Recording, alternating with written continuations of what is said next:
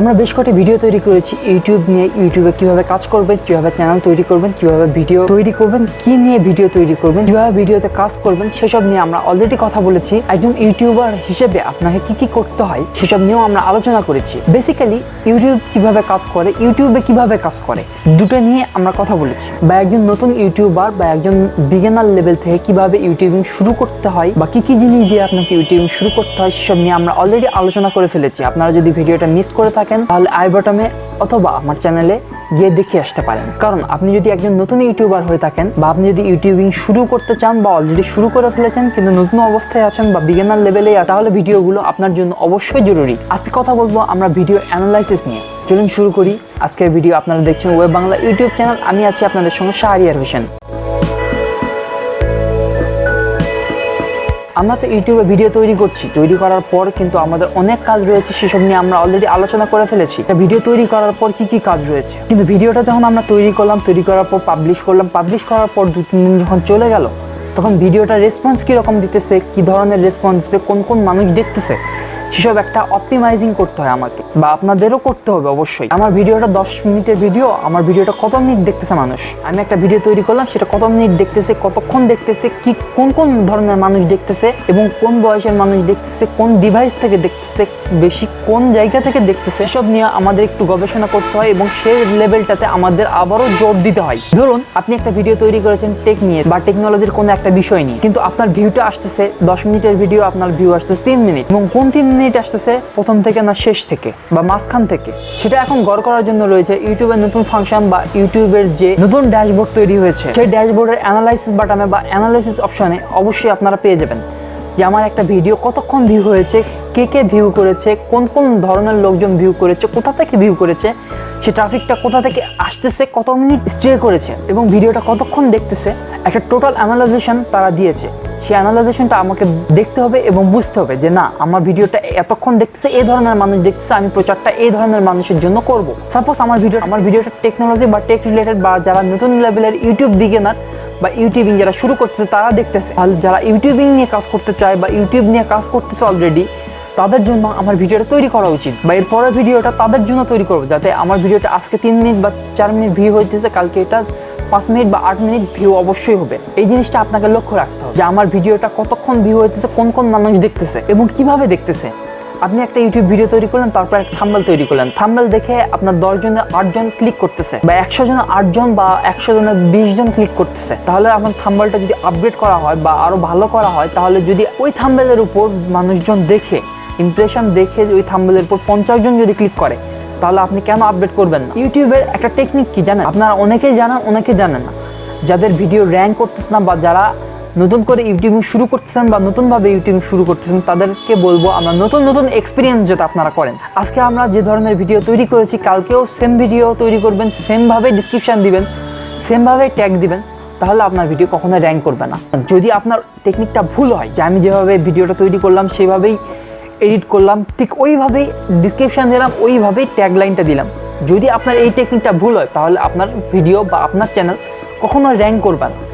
এই জন্য আপনাকে নতুন প্রতিদিন এক্সপিরিয়েন্স করতে হবে যে আজকে একভাবে ট্যাগ লাইনটা দিয়েছি, কালকে আরেকভাবে ট্যাগ দিব, আজকে যেভাবে ডিসক্রিপশান দিয়েছি কালকে আরেকভাবে ডিসক্রিপশানটা দিব, আজকে যেভাবে ভিডিওর থাম্বনেলটা দিয়েছি কালকে ঠিক অন্যভাবে ভিডিওর থাম্বনেলটা দিই। তাহলে দেখা যাক যে আমার ভিডিওর রেশিও বা আমার ভিডিও কতটুকু ভিউ বাড়তেছে, কতটুকু কমতেছে। তাহলে আপনারা বুঝতে পারবেন যে এইভাবে ভিডিওটা দিলে বা এই ধরনের ভিডিও বা এই ধরনের ডিসক্রিপশান, এই ধরনের ট্যাগলাইন যদি দেই, তাহলে আমার ভিডিও ভিউ আগের থেকে কমতেছে, তাহলে আমি ওই ধরনের ভিডিও বা ওই ধরনের ট্যাগলাইন, ওই ধরনের জিনিসপত্র আমি ব্যবহার করবো না আমার ভিডিওতে। এইভাবে আপনি ভিডিওটা অ্যানালাইসিস করতে পারবেন বা অপটিমাইজ করতে পারবেন। এরপর থাকবে ভিডিওর উপর এসইও।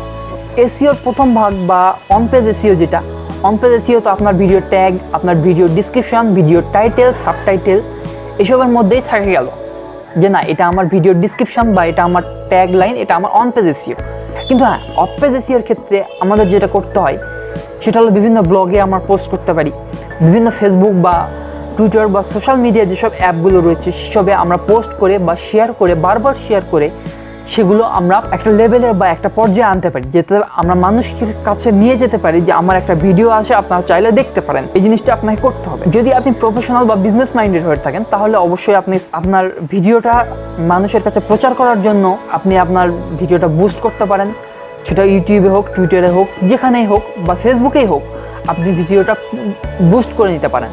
কিন্তু আমি সাজেস্ট করবো যে না, আপনি বুস্টটা না করাটাই বেটার, কারণ যেহেতু আপনি বিগিনার লেভেলে, যেহেতু আপনি সেভাবে ভিডিওটা তৈরি নাও করতে পারেন বা আপনার ভিডিওটা পারফেক্টলি নাও হতে পারে।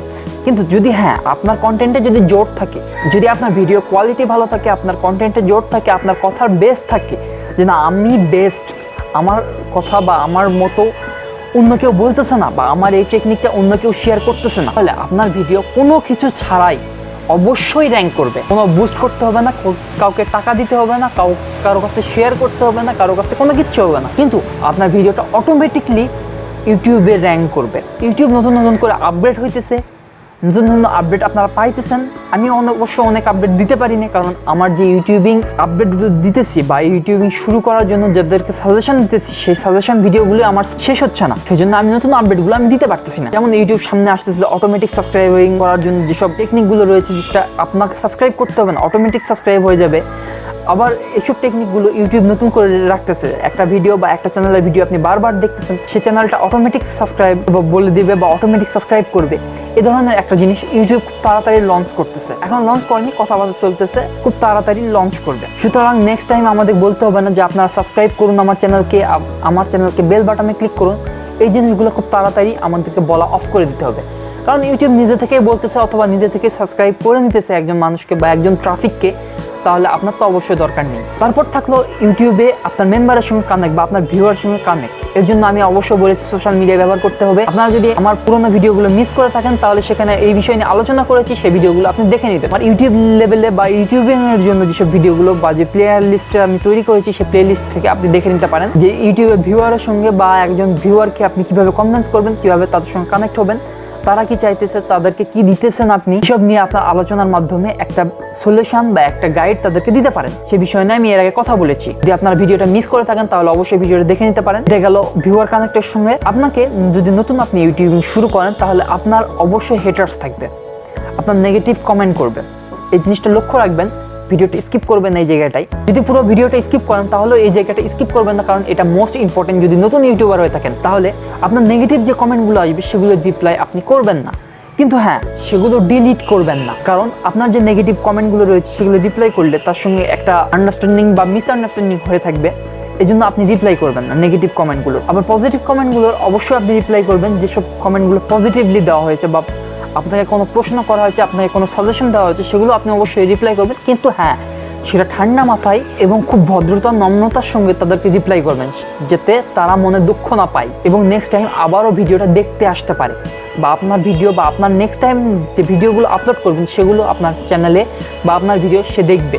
অতএব হেটার্সগুলো বা আপনার যে হেটার্স রয়েছে বা আপনার নেগেটিভ যে কমেন্টগুলো রয়েছে, তাদেরকে রিপ্লাই না করাটাই বেটার, যেহেতু আপনি বিগিনিং লেভেলের। এতে করে আপনার চ্যানেলের বা আপনার ভিডিওর মান বা আপনার চ্যানেলের বা ভিডিওর যে র্যাঙ্কিং বা পজিশন রয়েছে বা একটা রেপুটেশন রয়েছে, সেই রেপুটেশনটা খারাপ হলেও হতে পারে। সুতরাং এই বিষয়টা লক্ষ্য রাখবেন, যাতে নেগেটিভ কমেন্টগুলো বা নেগেটিভ যে কমেন্টগুলো রয়েছে, সেগুলো ইগনোর করা। আর অবশ্যই ভিডিওটা রেগুলারলি আপলোড করবেন। আপনি একটা ইউটিউব ভিডিও তৈরি করেছেন, ভিডিওটা তৈরি করার পর আপনার সপ্তাহে একবার আপনি ভিডিওটা রিভিউ করতেছেন বা সপ্তাহে একবার আপনি ভিডিওটা পাবলিশ করতেছেন, ঠিক আছে, আপনি সপ্তাহে একবার পাবলিশ করুন বা সপ্তাহে 2 দিন পাবলিশ করতেন, আপনি সেভাবে 2 দিন পাবলিশ করেন।